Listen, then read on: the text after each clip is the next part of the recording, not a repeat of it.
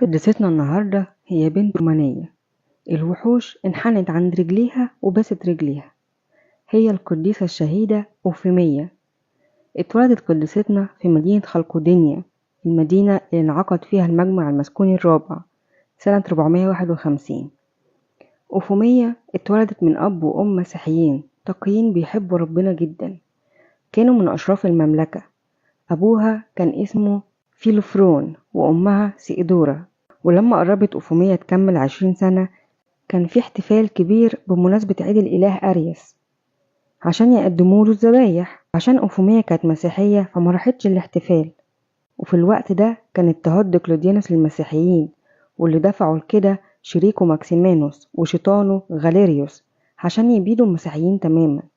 فراح قبض الوالي بريسكوس على البنت الجميلة في الشكل والروح واللي اتسحر بجمالها أوفيمية، وكان فاكر ان هو يقدر يخدع البنت الجميلة دي ويوقعها في شباكه. لكن هي قعدت تسخر منه ومن اللي بيعمله، وكانت بتصده بقوة، فما انخدعتش بكلامه الحلو ولا فرق معاها قسوته.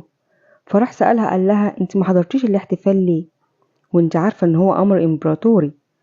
راحت قالت له لو على اوامر الامبراطور انا هطيعها، بس بشرط انها ما تكونش مخالفة لأوامر اله السماء، لكن لو غير كده انا مش هطيعها وكمان هقاومها. فاتغاظ منها جدا وسلمها للمعذبين.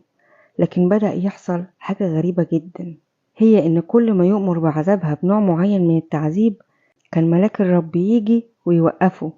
فمثلا امر بان هما يحطوها على عجلة الهمبازين، فجه الملاك وكسر العجلة. وبعدين راح رماها في النار، فجه الملاك وما اتصابتش بأي أذى، راح رماها في جب مليان مية وفيه كل أنواع الزواحف السامة، فراحت رسمت إشارة الصليب فوق المية وما حصلهاش أي حاجة. وفي 2 من جنوده اسمهم فيكتور وسوتينيس لما شافوا اللي بيحصل أمنوا بالسيد المسيح ومجدوه، فكان مصيرهم إن هم اترموا للوحوش واستشهدوا.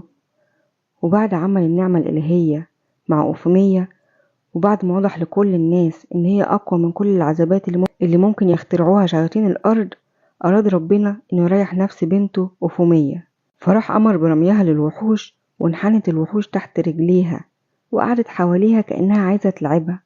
لكن ربنا سمح لدب إن هو يعضها فأسلمت الروح. وبعدها حصلت هزة أرضية عنيفة جدا، وكل الناس خافت وهربوا، وجم أهلها وشالوا جسدها ودفنوه سنة 303.